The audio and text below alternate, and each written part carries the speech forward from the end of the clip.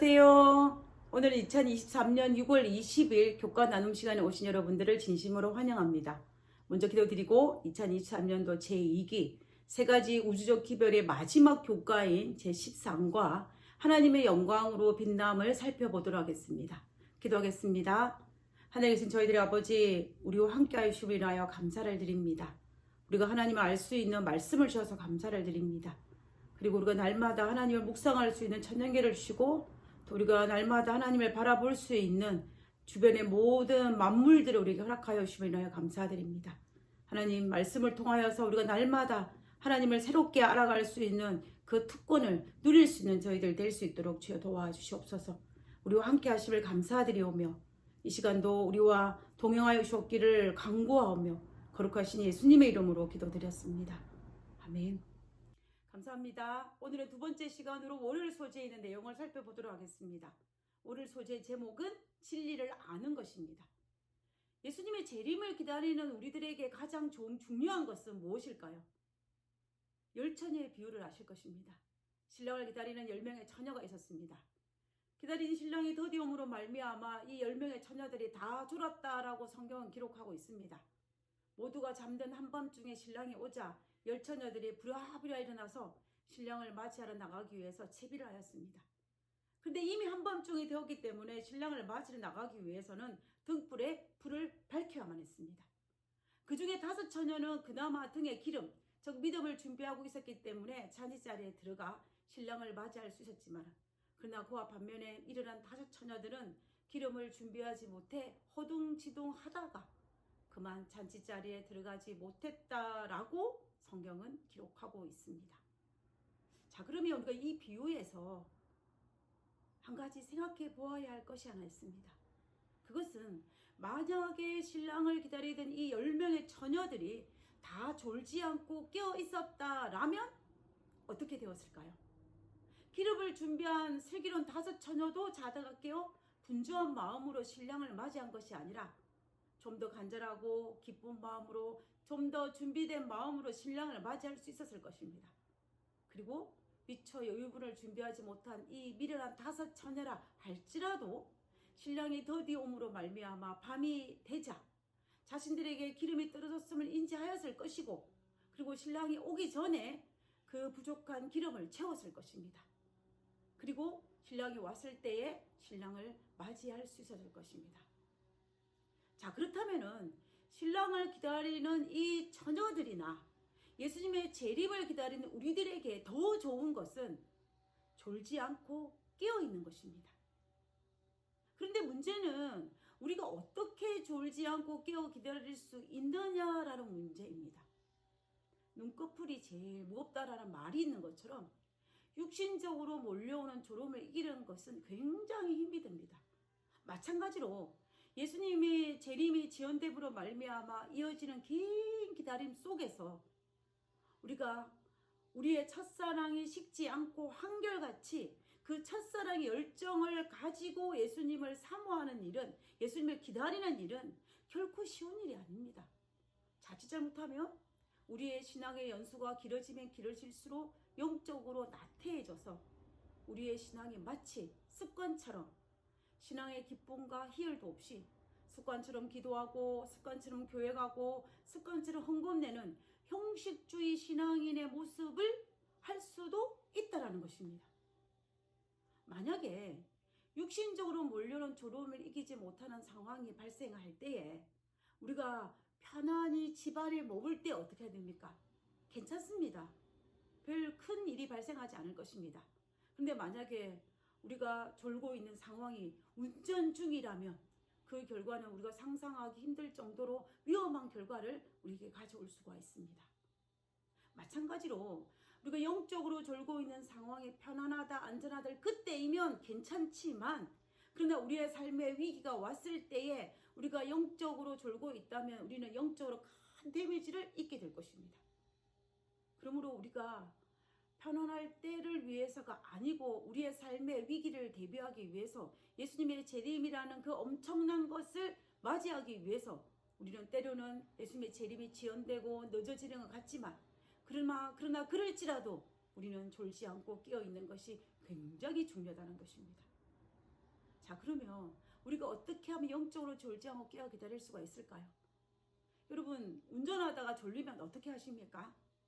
저 같은 경우에는 만약에 옆에 사람이 있다면 지금 제가 졸린다는 이 사실을 알립니다. 그리고 도움을 요청을 합니다. 그리고 옆 사람의 도움을 받아서 이런저런 이야기를 하면서 그 졸음을 쫓아냅니다. 그런데 만약에 옆에 사람이 없다면은 껌을 씹거나 볼을 꼬집거나 이리저리 막 움직여 보기도 합니다. 그리고 소리도 질러 봅니다. 그리고 그것도 안 되면 계속해서 노래를 찬미를 부릅니다. 제가 할 수 있는 모든 새로운 자극을 만들어서 몰려오는 졸음을 쫓아내려고 노력합니다. 영적으로 졸지 않기 위해서도 저는 이와 유사한 행동이 필요하다라고 생각합니다. 할 수 있는 모든 새로운 자극을 주어 영적으로 깨어 있어야 한다라는 것입니다. 영적으로 졸음을 쫓을 수 있는 새로운 자극은 무엇이 있을까요? 저는 그것은 오늘날 우리 삶에서 일어나는 예수님의 재림의 징조라고 볼 수 있는 이런 자극적인 것도 될 수 있지만, 그리고 또한 우리가 하나님 안에서 깨닫는 새로운 깨달음이 바로 새로운 자극이라고 생각합니다. 오늘 교과에서는 그 새로운 깨달음을 진리를 아는 것이라고 소개하고 있습니다. 옛날에 알았던 진리가 아니고 요 근래에 새롭게 깨달은 진리를 아는 것을 말하는 것입니다. 옛날에 깨달은 깨달음은 아무리 강력한 깨달음이라 할지라도 시간이 지나면 그 강도는 점점 약해질 수밖에 없습니다. 그래서 새로운 자극, 새로운 깨달음이 우리에게 절실하다는 것입니다. 아니면은 옛날에 깨달은 그 깨달음을 오늘 다시 꺼집어내어서 새로운 깨달음으로 만들고 그 새로운 깨달음을 가지고 우리에게 새로운 영적인 자극을 받으면 그러면 괜찮습니다.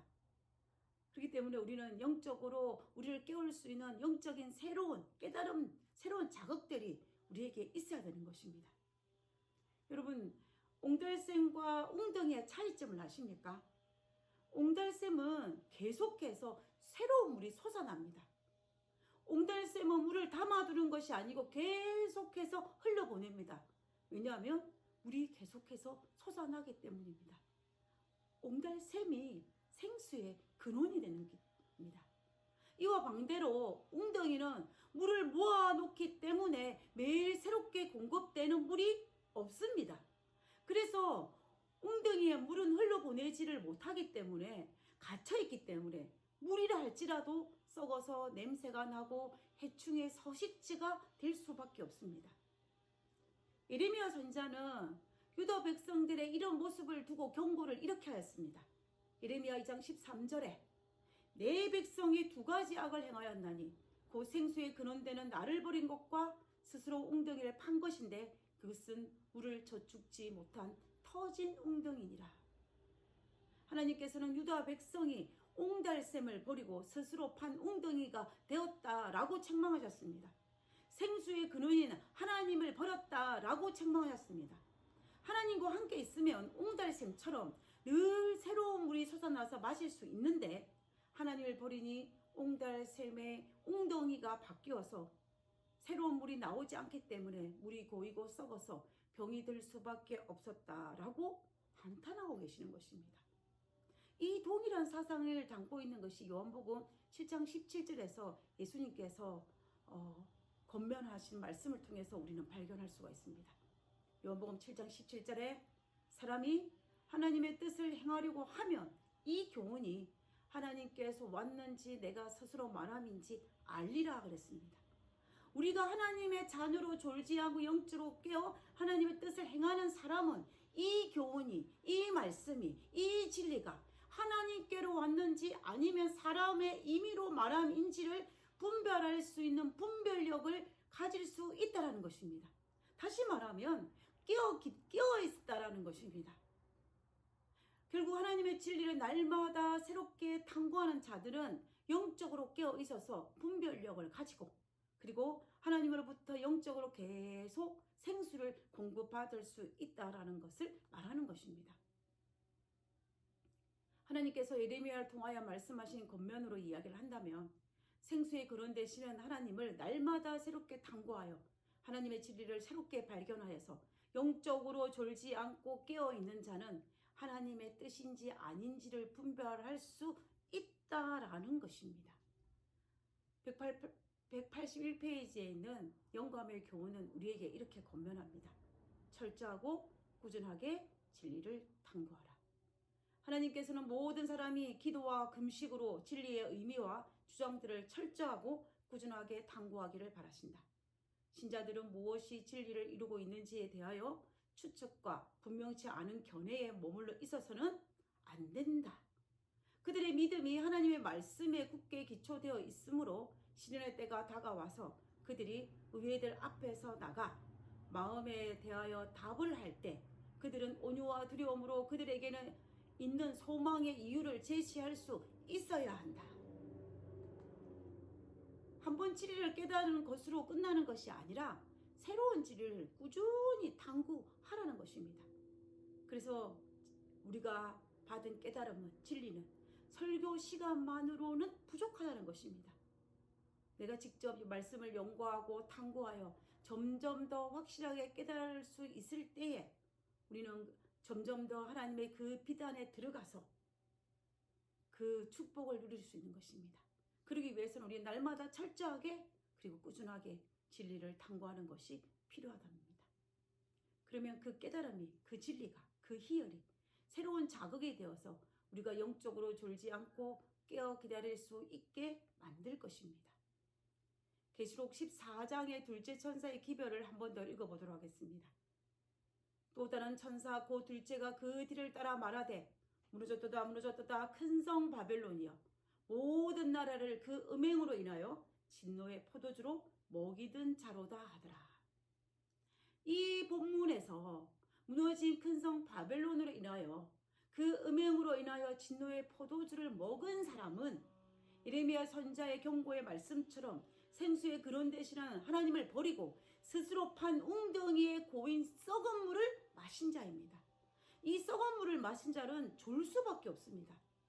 그러나 생수 되시는 하나님을 알아가고 하나님에 대한 진리를 알아가고 순종하고 따라가는 사람은 하나님 안에서 진정한 평화를 누리게 될 것입니다.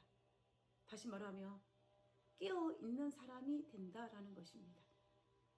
그래서 요한복음은 우리에게 이렇게 이야기합니다. 요한복음 8장 32절에 진리를 알지니 진리가 너희를 자유케 하리라. 17장 17절에 저희를 진리로 거룩하게 하옵소서. 아버지의 말씀은 진리니이다. 그리고 우리가 살아가는 세상이 영적으로 졸게 만드는 세상이기는 하지만 그러나 하나님의 진리를 알아서 진리 앞에 굳게 서서 진리를 순종함으로 오늘 하루도 깨어있는 우리 모두가 되기를 간절히 바라면서 오늘 교과를 마치도록 하겠습니다. 기도하고 마치겠습니다. 진리를 보존하시고 오늘날까지 우리에게 전해주신 하나님의 섭리로 인해 감사합니다. 생명을 주는 말씀인 진리의 소중함을 기억하여 하나님의 진리를 사랑하고 그 위에 굳게 서도록 믿음을 더해 주시옵소서. 하늘에 계신 저희들의 아버지, 우리에게 날마다 깨달아 알 수 있는 성경 말씀을 우리에게 주심을 인하여 감사를 드립니다.